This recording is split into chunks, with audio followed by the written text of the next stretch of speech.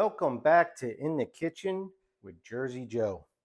Today, since it's crawfish season, I decided that I'm going to make a crawfish mac and cheese. You guessed it, Italian style. So basically, it's macaroni and cheese, homemade macaroni and cheese, because that's all I do is homemade mac and cheese. But it'll be homemade mac and cheese with crawfish. We're going to have a little bit of pepper, onion, garlic, and different cheeses. I still got to prep the cheeses. As you see, I got some garlic here. I still got to chop up and get my garlic ready. I want to basically saute my vegetables, my garlic, and get that ready. And then we'll put that to the side. The crawfish has already been cleaned and cooked, so it's ready to go. You don't want to use raw crawfish. Clean it first. You can buy crawfish already cooked and cleaned, ready to go in the grocery store. So you can go that route, that's fine. Or you can use fresh crawfish like I'm doing because it is crawfish season. Basically, what we'll do is we've got a nice Italian noodle here. And this is a Vesuvio noodle. This noodle, I picked this noodle because it's a spiral hollow noodle that is authentic Italian. And what we do is we want to have a wide noodle with a lot of nooks and crannies so it can hold the cheese, because that's what makes it good, is the cheese. The cheeses that we're going to use today, we're going to use some Gouda cheese, we're going to use some Asiago, and we're going to use some regular cheddar. And we're going to mix that up in a roux and get it going real nice, real cheesy. We'll mix it all together, and we're going to top it off with some Parmesan Romano and some breadcrumbs, and we're going to bake it off. In this dish, whenever you make a macaroni and cheese, you want to be careful not to use the store grated cheese. They put cornstarch in there to keep it from sticking together, and we don't want that, especially when we're melting it down like we're going to. So keep that in mind. We'll have we need a stick of butter, we need a cup of flour, and we're going to go ahead and use some heavy cream. I don't like to give the measurement size on the cream because it all depends on your roux. I like a thick roux before I start adding the cheese, and then I may add more cream as I go to get the right consistency that I want. You're going to need at least probably a cup, maybe a little bit more, maybe a little less. But that's pretty much the dish. I'm going to go ahead and get started here chopping up this garlic. When we come back, we'll be ready to start sauteing our peppers and onions, and we'll be moving right along. So we'll see you when we come back.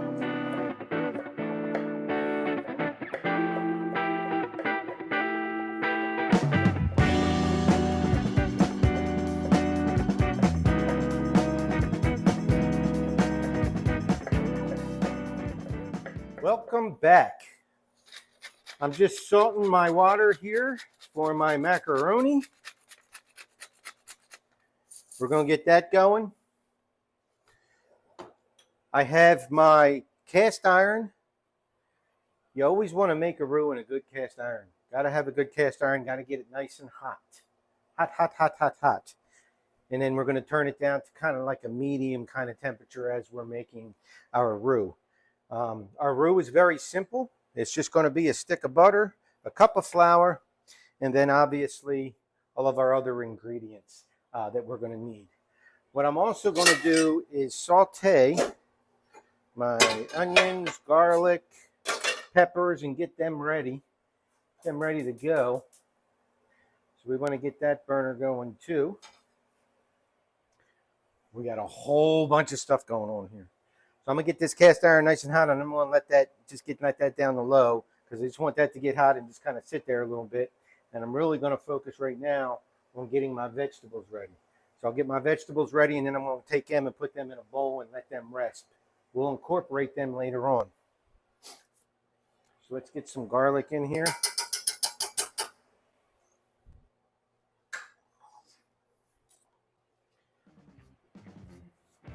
We'll let this garlic start to go. Myself a cook spoon. Move this garlic around. Looking good. Let's get a little bit of butter in there. Everything's better with butter, right? Just a bit. A little bit will do you. just so I don't burn my garlic. I want to saute it. I really don't want to burn it.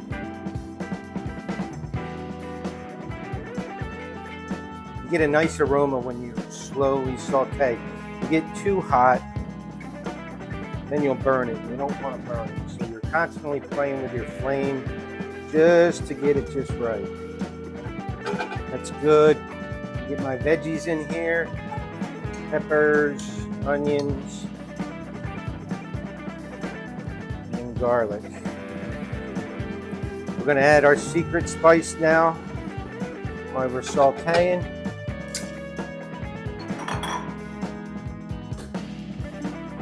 Absolutely. You're welcome to the club today.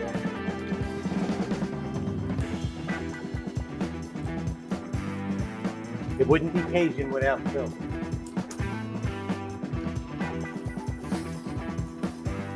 Move that around.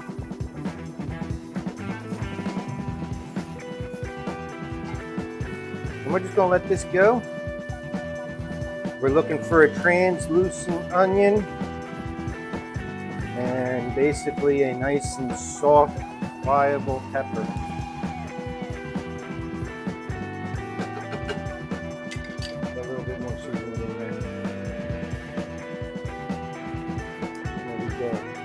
Cast iron's getting hot.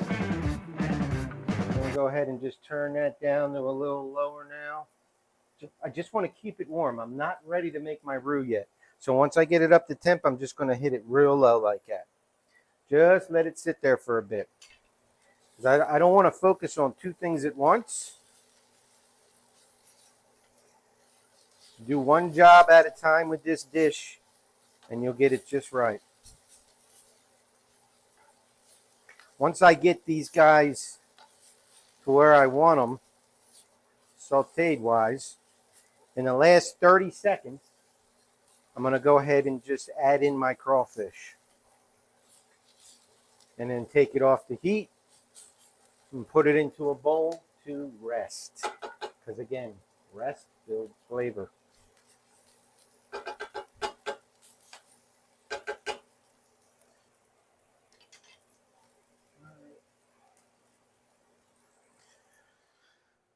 As you can see, we've got all of our cheeses ready now for our roux. So basically it's now a waiting game while we finish and go through the steps. We take our time to do this dish and build these flavors and layer them up on top of each other. So there's nothing wrong with taste testing. Love Gouda. I always got more Gouda than I got cheddar. But the Gouda and the cheddar together, unreal. And then when you add the Asiago, that gives it that tang. You need that tang. What's Emerald say? Bam! No, we're not doing bam. It's tang. All right, we're popping, we're cooking here. Looking good.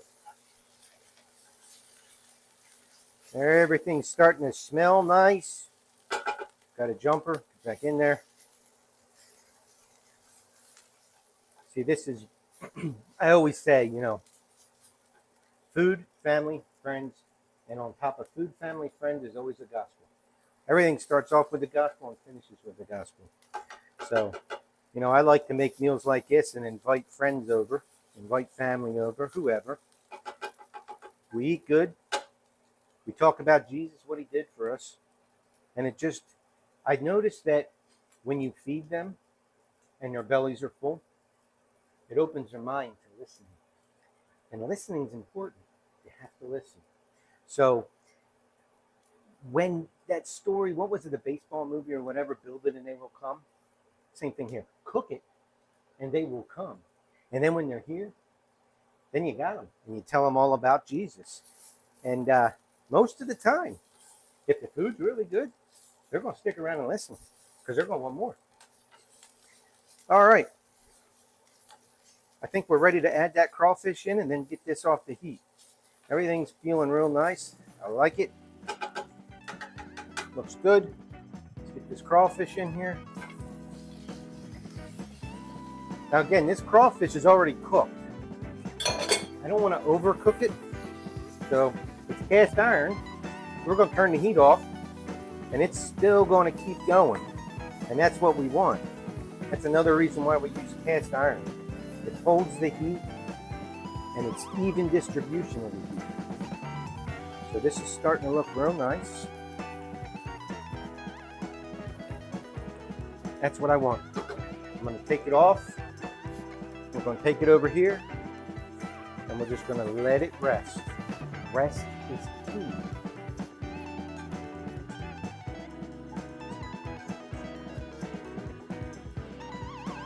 All right. We'll let that set there.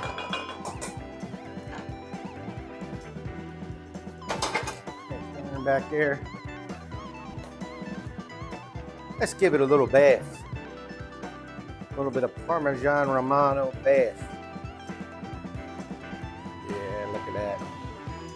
Just let it sit now.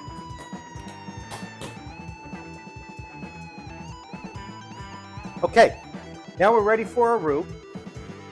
Our cast iron is nice and hot now.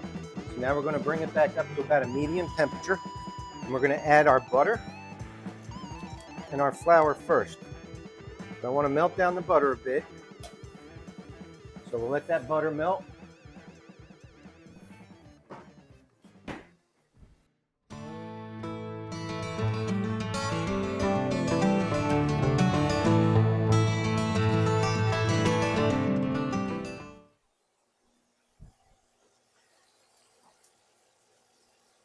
I like these rubber spoons. They're really good for making a roux because I can get in here and get on the sides to keep it going. Making a roux is all about constant movement. If you let it set too long, it's going to burn and be nasty. We don't want nasty. So we're going to get our butter all nice and hot and melted. All right, let's get our flour in and start mixing. Mix, mix, mix. Turn our heat down to a low and keep mixing. Let that get clumpy, clumpy, clumpy.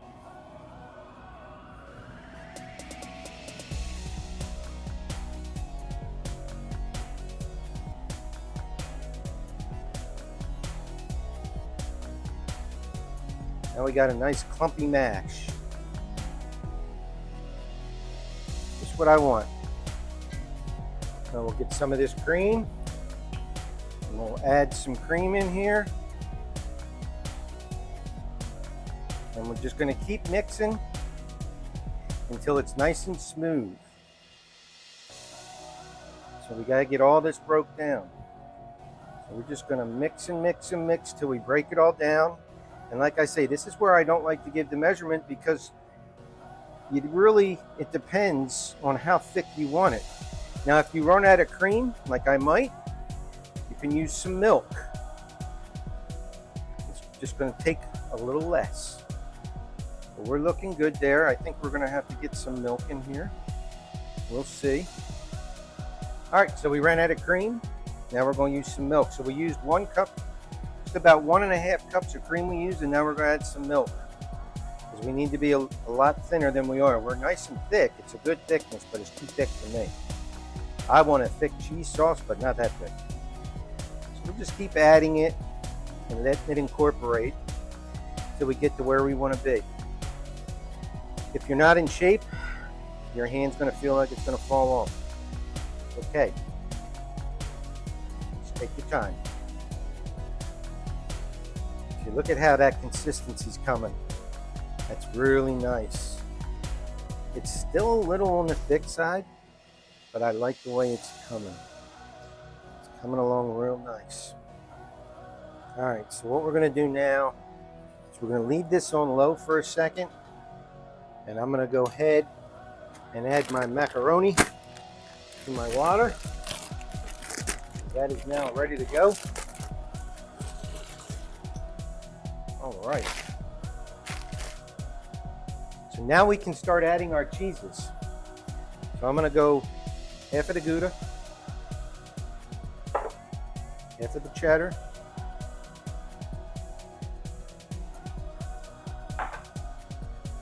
half of the Asiago, I'm going to switch to the wood spoon just because this is going to be thick at first. And I'm just going to start mixing, turn my heat up a little bit. And I'm just going to start going. I'm feeling pretty good about the melt rate here.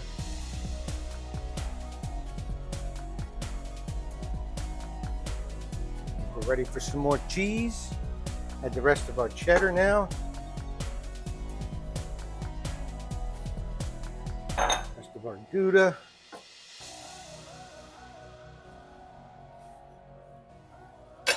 And our Asiago.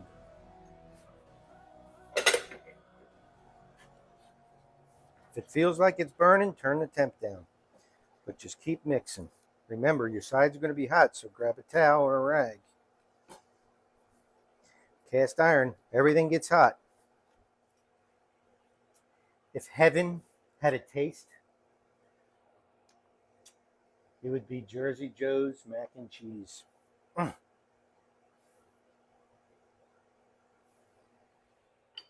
right. Mix, mix, mix, mix, mix. Now, some people will, they'll melt this roux down completely so you have no traces of cheese. I don't. I'm done with this now. Look at that. I'm done with it. I want chunks of cheese in there because as I bake this, the cheese is just going to stick to those noodles and get in those crevices. It's just going to be perfect. So you don't have to melt it all down. And even though I turned it off, it's cast iron. It's still hot. So it's still going to melt while it's in here. But we're good with that. Let's take a look at these noodles. And just clean up that spoon a bit. Now, we are not going to use all of this cheese sauce. So what you can do, see, I'm only making a single batch, so I got a lot of cheese here. You don't want to overwhelm people with cheese. So once this cools down to where I can really start to touch it, it's still warm, but I can touch it. What I'll do is I'll put the extra cheese in a food sealer bag, and I'll just seal it off and then put it in the freezer. And then the next time I need a cheese sauce, I already got one. All right. Let's take a look, see what we got here. We got ways to go in the noodle, but if you look at what I was saying with the noodle, you see how the noodle is like a spiral and it's kind of hollow in the center? That is the perfect mac and cheese vessel, okay? Vessel of delivery of cheese. That's what this is. It's the perfect noodle for it. Don't use elbow macaroni. Don't use flat noodles. None of that stuff. We want a good old-fashioned Italian, as Phil says, noodle, because that's going to get you the most amount of real estate to put cheese. And that's what this dish is all about. We're going to let these get ready. So we'll cook them a little bit longer. We're going to cook them just about 80% of the way. So, we're looking for an al dente almost noodle because, again, it's going to absorb some of that moisture that's in that cheese as it bakes. So that's just going to give us even more flavor internally on the noodle. So when I come back, we'll go ahead and we'll put this all together. See you in a bit.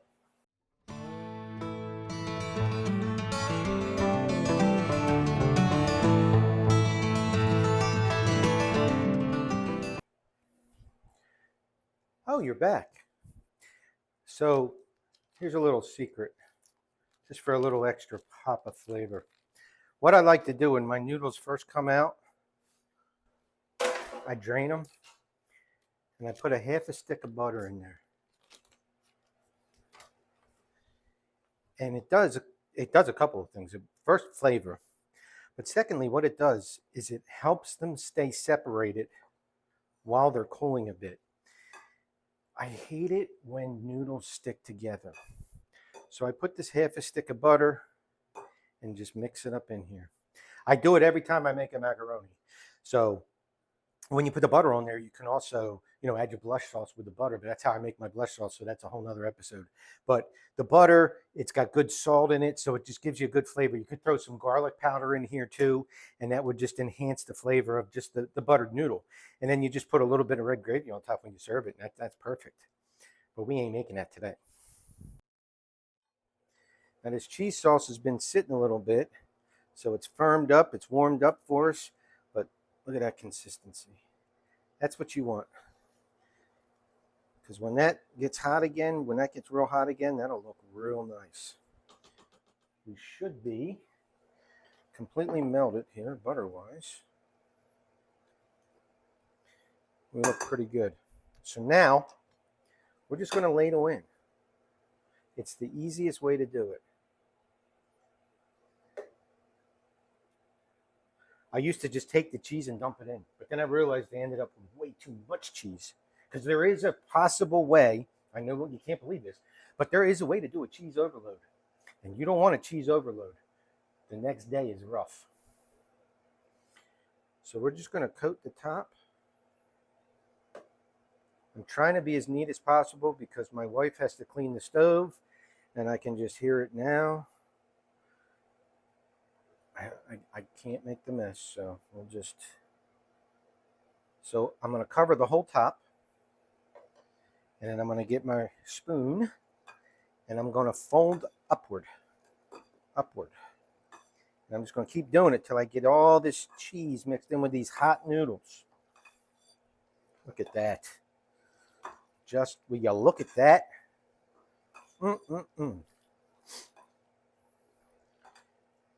You know what I need?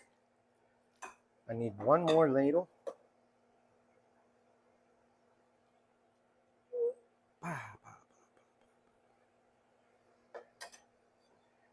And I think I'm good. Let's build this. Come back over here. Continue our mixing. All right. Add in our favorite ingredients. Already seasoned and ready to go. And continue to fold. Smells delish already. Look at that.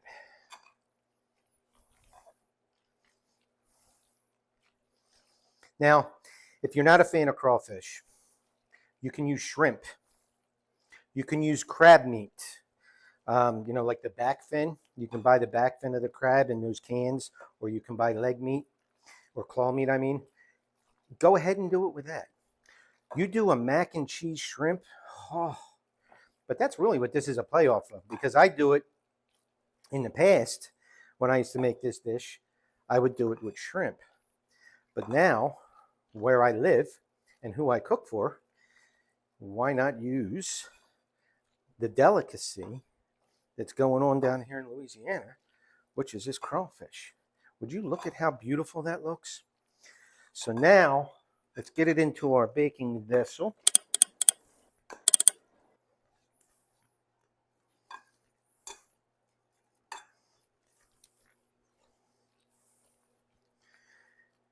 Boy, I judged that just right, didn't I? That's a perfect dish. Tastes perfect. All right. Let's get the veggies off and into the party. All right. As promised, we're going to do some Parmesan Romano. We're going to do more fill. And we're going to do some breadcrumbs. These are a mixture of Italian seasoned breadcrumbs and panko breadcrumbs. I buy them in bulk, I mix them up, and I put them in here because I cook everything with a 50-50 mix. So get my breadcrumbs. This gives it a nice crusty top. You want that crusty top on there, and you got the seasoning in the breadcrumbs, so that makes it even better. Better, better, better. All right, that's it.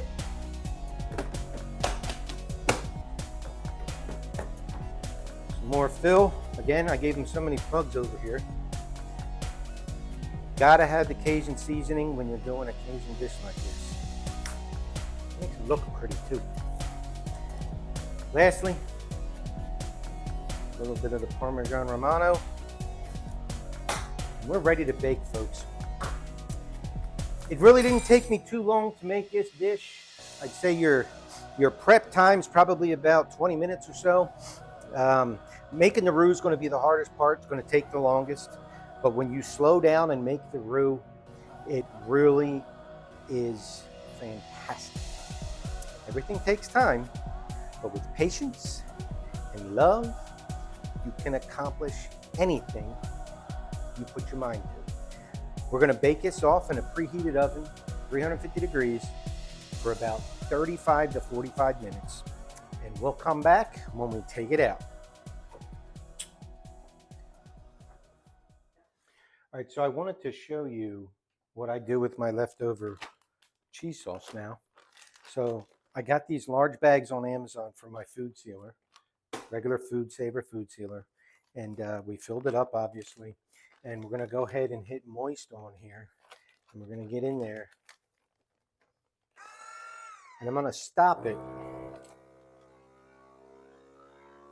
right about there. And I'm going to let that seal. And basically, I'll write on it what it is, because if your freezer is anything like mine, you really can't find much in there. That's a danger zone when you go in there. But it gives us nice and airtight. We're nice and clean. We can fold it over. And we can write on here, Jersey Joe's cheese sauce. Here, you want me to sign it for you? I'll sign it. You can copy this and you can say, Jersey Joe made you cheese sauce.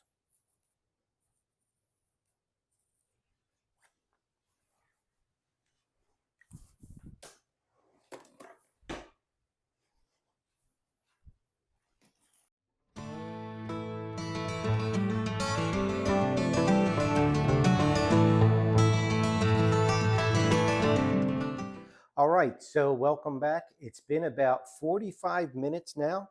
We're ready to take it out of the oven and get to getting some grub on. So let's see what we got here. Oh yeah. Nice. Look at that. There you go. Jersey Joe's Italian style crawfish mac and cheese. We need smell-o-vision here. Remember, thank the Almighty every day for the gifts that He gives you and your family. Be nice to others. Be nice to yourself. Keep the faith, and we'll see you soon.